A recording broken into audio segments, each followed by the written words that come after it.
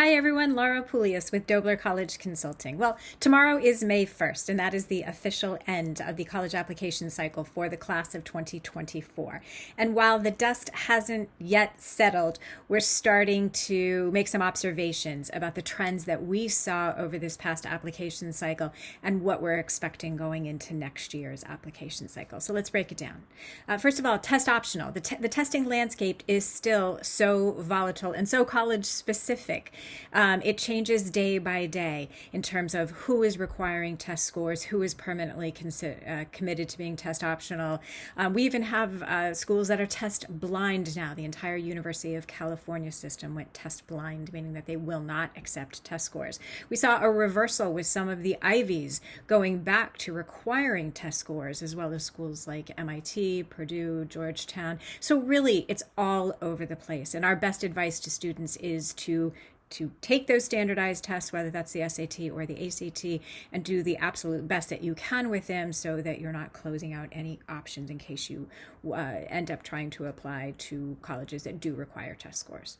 The second trend that we're seeing is artificial intelligence and how that's going to impact the admissions process. Of course, there are concerns with how students are going to use AI in terms of, will they be leaning on AI to help create their college essays? But there's also the flip side of that, and is how will colleges be using AI in terms of assessing applications and essays? And the jury's very much still out on how that will play out. The Supreme Court struck down affirmative action in the college admissions process in June of 2023.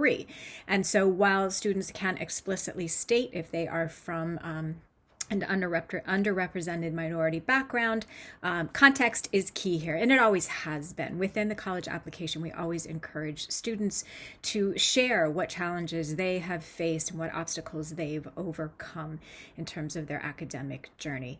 And finally, we're seeing prices just hitting record highs.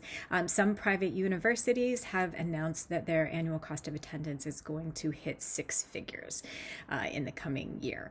And so with that, we're seeing a little bit of a shift towards some of the public universities that are providing exceptional educations for a much more reasonable price. I know personally I've seen an increase with my students' interest in the University of Maryland, the University of Delaware, University of Wisconsin, and then of course University of Connecticut, which is just an outstanding institution.